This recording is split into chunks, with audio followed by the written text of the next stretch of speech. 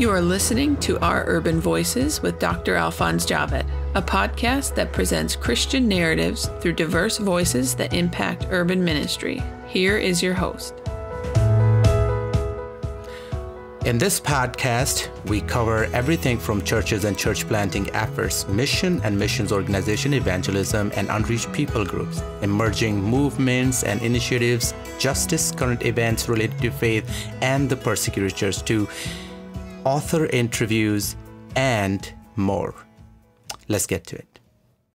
Today in the Best of Heart for Muslims edition, we hear from Kate McCord, who served in Afghanistan for 9 years after the fall of Taliban in the early 2000s.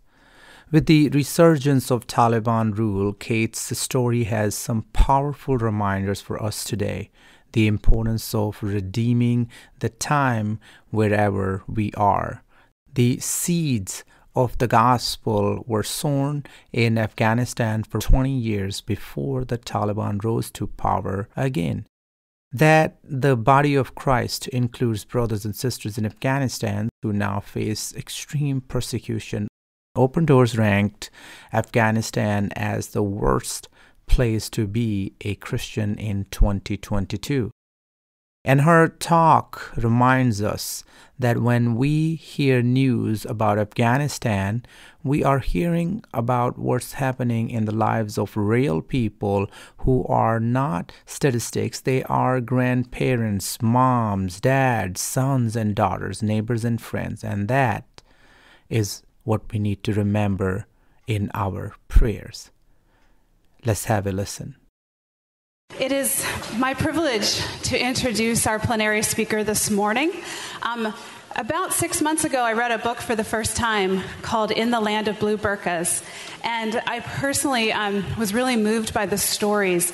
And I think the strength in this book is the simplicity of the storytelling of who Jesus is and making Jesus known and understood in a worldview that is completely different than where most of us are coming from. So I'd like to introduce Kate McCord. She spent 9 years in Afghanistan working as a Christian aid worker. She learned the language, developed some very deep and lasting friendships. And she's the author of actually 3 books: In the Land of Blue Burqas, Why God Calls Us to Dangerous Places, and Farewell for Waters.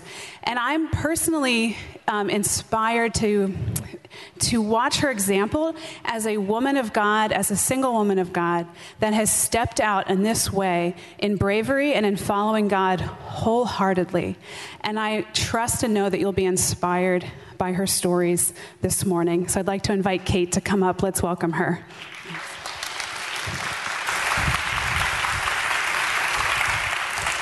Good morning, everyone. Such a pleasure to be here. I actually have notes because I'm radically random, and living in Central Asia was fantastic because they love random and they don't care about time. But I think you want to eat lunch today, so I'm going to care about time a little bit. My name's Kate McCord. I moved to Afghanistan in 2005, and I worked as a humanitarian aid worker. And I want to talk today a little bit about entering the story and changing the story. And I'm going to use some stories to do that, if that's okay. So when I entered Afghanistan, I had a story. I had an understanding. I had a narrative of who Afghans were, what they were like, what they believed. I hope that even as I'm starting to speak this, you see the fallacy, the problem in my thinking, as though Afghans are all one people and they're all the same. But, okay, confession. I had a story of myself and I had a story of Afghans.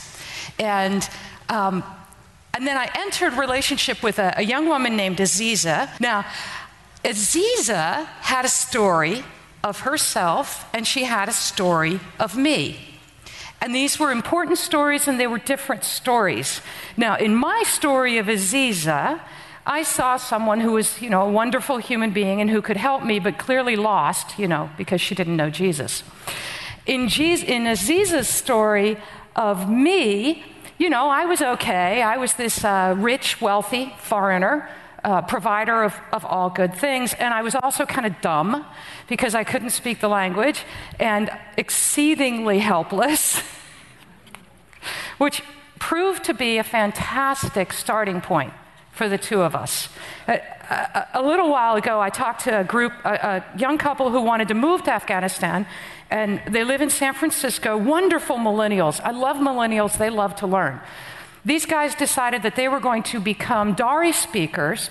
By the way, salam alaikum, chitorastin, jorastin, saton hubas. Do we have any Dari speakers in this room?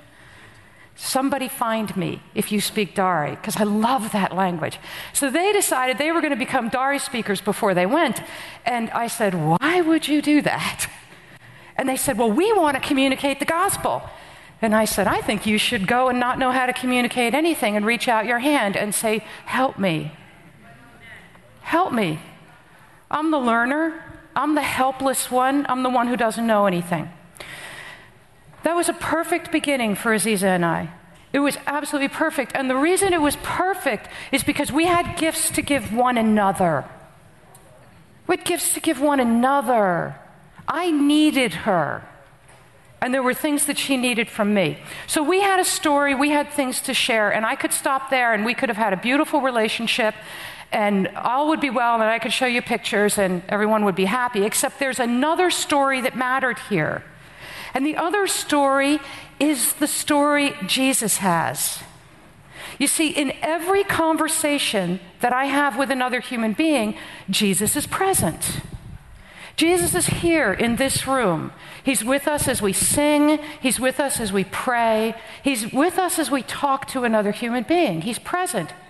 He's present in me. He's present around me. He's living. He's breathing.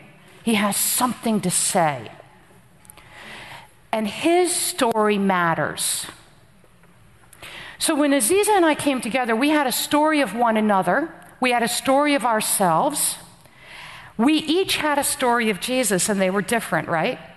Because I am crazy in love with Jesus. And in fact, so crazy in love with Jesus, I thought going to Afghanistan with him was a really good idea.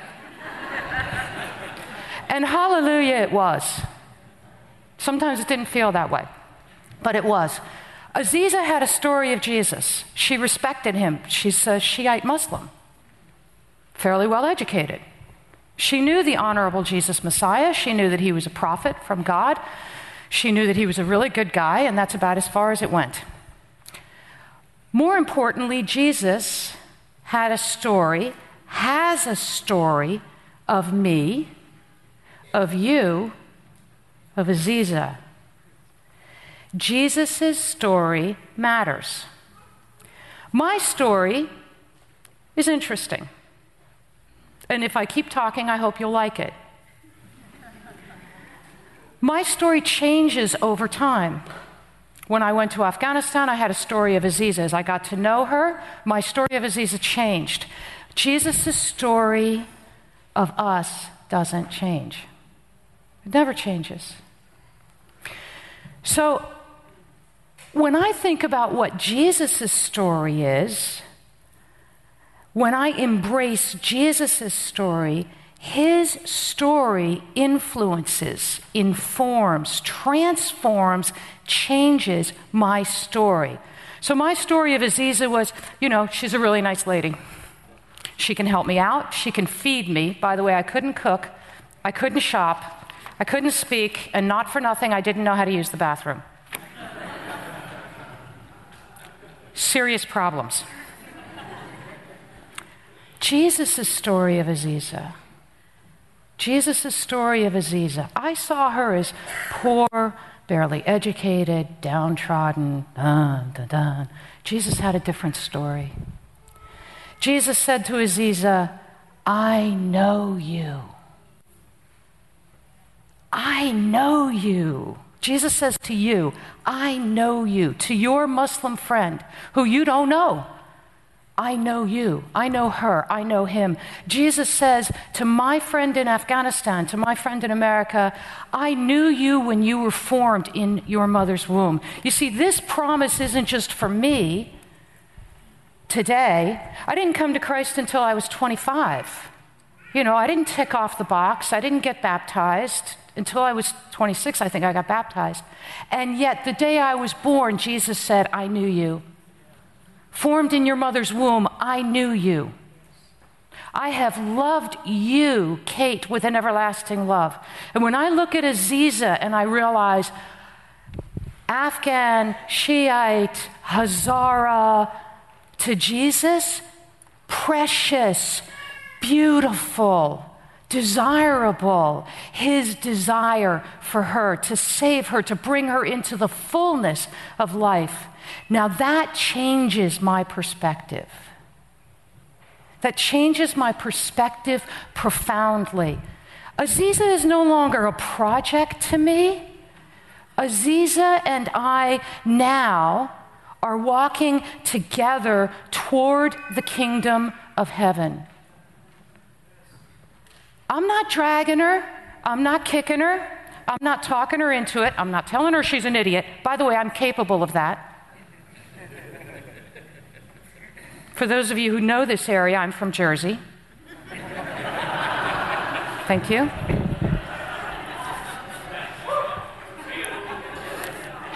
That's it, right? So when I talk about changing the story, the first thing that I want to think about is how Jesus is seeing me and how Jesus is seeing my friend.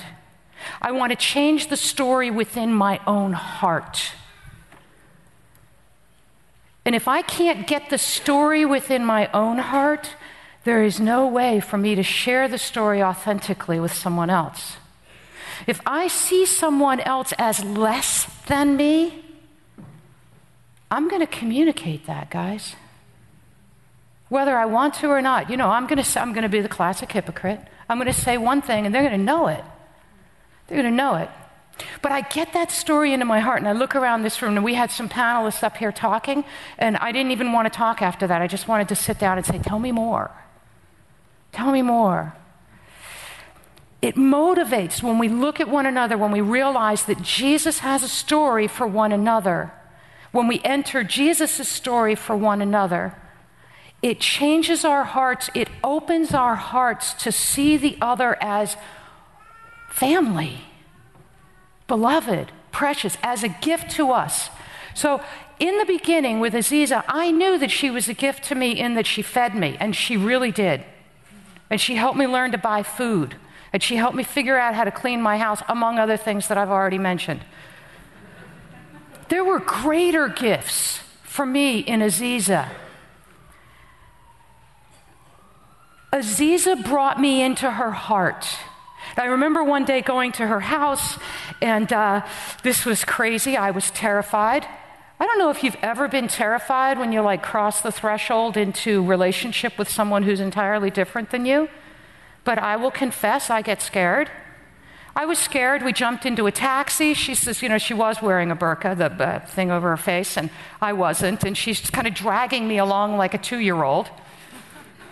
I'm the blue-eyed American in a country where there actually are people who want to kill me, who actually did kill some of my friends. So, we have to be serious about there's some danger here.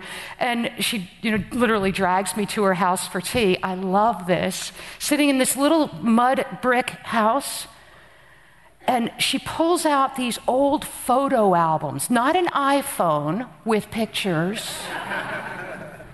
They're like little booklets with little plastic, do you remember these? With really bad 3x5 photos in them. Are you with me? And we looked at every one of her pictures. And she told me about every situation depicted, every person in her picture.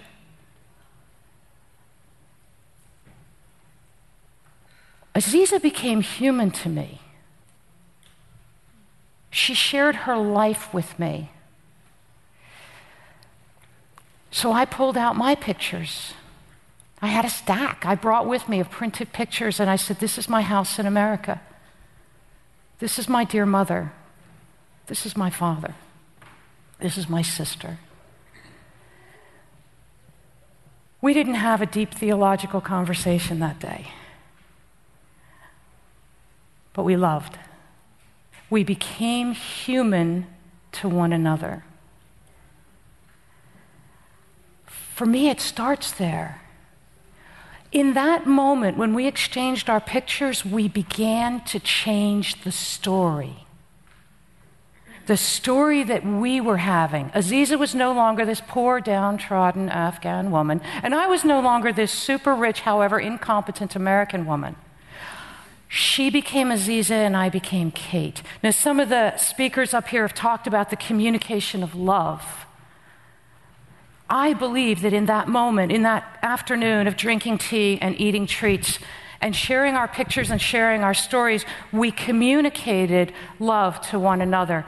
We received one another into our lives, into our hearts. Now, lest you think that we were pretending that we were all the same, we weren't. Aziza was a very proud Shiite Muslim. And although I don't like to say I'm a very proud Christian, I think the truth is that I probably am. We were both very open about our shared faith. And to create that climate that allowed us to be open was important for our conversation. It was important for us to be able to share our lives. You see, not only is my mother important to me, but my Jesus is important to me. And not only is Aziza's family important to her, but her faith was important to her. If we stopped there, we would have become friends. And since I really actually was a wealthy American by their standards, I would have looked like a superstar over time in our relationship because I could patronage, especially when I got good at language. You know, I could offer something. But we didn't stop there because remember I said there are 3 people in our conversation? I like it here better. The lights aren't as strong. 3 people in our conversation. Do you remember that? Me, Aziza, and who? Always in our conversation. Jesus is always in our conversation. So for me to first be cognizant while I'm sitting in this house, drinking tea, looking at family pictures, that Jesus is here. And not only is Jesus here, but check it out. Sorry, translator. They're there, the translators. I hope I'm doing okay for you. Not only is Jesus here, but listen, friends, he has something to share. See, it's not just about Kate being smart. And I do want to be smart. But it's about Jesus being present. About Jesus having something that he wants to share with Aziza. That he wants to say, that he wants to do, that he wants to show her. And my job, I'm an ambassador to Christ. I am, check it out, not Christ. I don't have to have all the answers. In fact, foolish of me to think I do. But Jesus has the thing in this moment that he wants to share. And I knew I was going to go off script and tell a story. So one day, a friend of mine and I are walking a neighborhood, and we're praying, and we're saying, Lord, find someone to take us home. And literally, we did this. And we found a woman at a well. I love Afghanistan. And she took us home for tea. And the whole extended family gathered, and we got to know them. We drank their tea. We shared with them. And we prayed, and we said, Lord, what's the story? What do you want to share? And my friend said to me, Kate, are you getting anything? And I said, yeah, Gideon. And I don't want to tell that story because I don't know how to tell that story in Dari. And besides, there's a wine press, and that's offensive. So I prayed again, and she said, are you getting anything? And I said, all I can think of is Gideon. She said, share the story. So I stumbled like a fool, seriously, embarrassingly, through the worst rendition of the story of Gideon that I have ever told in my entire life. And I got as far as, breaking the jars and the enemy scatters. And they all got quiet. And the oldest woman, the white-haired woman, who, by the way, is the person of rank. All you white-haired people, you rule. She said, this was our lives under the Taliban. We were clinging to the hem of God's garment, and he delivered us. if I can remember that Jesus is the third person in the conversation, I stand a chance of actually being his ambassador. I want to reveal Jesus to the people with whom I'm speaking. When I was sharing pictures with Aziza and she was showing me mother, father, I spoke words of blessing over them. Very simple words. She would tell me, this is my dear mother, and she's very, very sick. And I would put my fingers on the picture and say, Lord, heal my friend's mother. This is my brother, this is my sister, actually, it's her sister. My sister is trying to be a doctor in medical school. I put my hands on the picture and I said, Lord, bless her with success. Simple, clean, grace-filled, easy. The burden is easy. There's no coercion there. To speak the story of Jesus, to speak the blessings of Jesus into people's lives. In this way, my friend Aziza got to know the heart of Jesus. She got to know Jesus as I brought Jesus into the conversation. Now, I want you to notice something. I never in this told her she was wrong. You are an idiot for what you believe. Like, does that work? Seriously? Does that work? I looked for what I could affirm in her conversation. Aziza, why do you like to pray namaz 5 times a day? 3 actually, because she's Shiite. And she talked to me about experiencing God's peace. Aziza, God loves you. God desires to wrap you up in his love. It's finding what I can affirm, what I can build on, expand on. Yes, your heart to seek God. Aziza, I love it that you have a heart to seek God. Now, one of the speakers up here said the more you come in contact, the more, I wanted to say a good Muslim, let me say a faithful Muslim, an adherent Muslim, comes in real contact with a Christ follower, they become a really good Muslim, an attentive Muslim.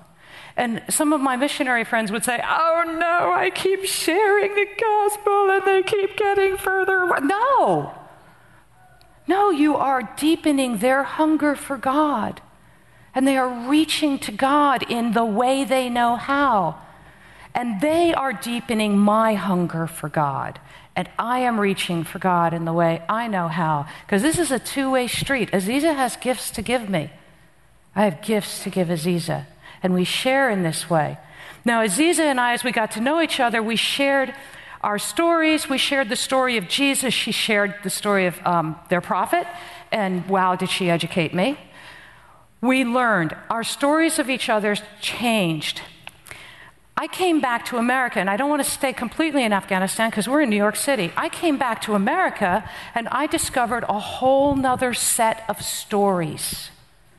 And the stories in America frightened me and offended me and wounded me and continue to do so. We have a context of stories here, don't we? These stories are appearing in the news, they're appearing in the conversations we have with one another. Some of them are violent stories. Some of them are angry stories. Some of them are fearful stories. Now, I went to Afghanistan, and there genuinely were people who wanted to kidnap me and or kill me. Genuinely. Lived in serious danger. And somehow in that place, I could walk in God's love and God's peace. Now I'm back in America, and for me to get killed in some attack in America is like, the odds are very, very small, and yet I'm surrounded by people who are living in a narrative that's full of fear and anger, and they don't know what to do about it. But here's the thing, Jesus' story, remember I said Jesus has a story? Jesus' story hasn't changed. So that's where we will end today.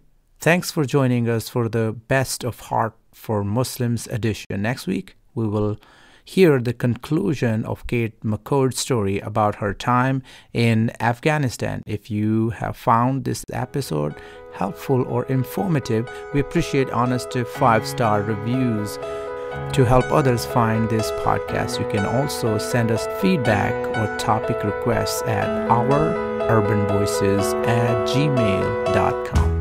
You've been listening to Our Urban Voices with Dr. Alphonse Javed, which presents Christian narratives through diverse voices that impact urban ministry.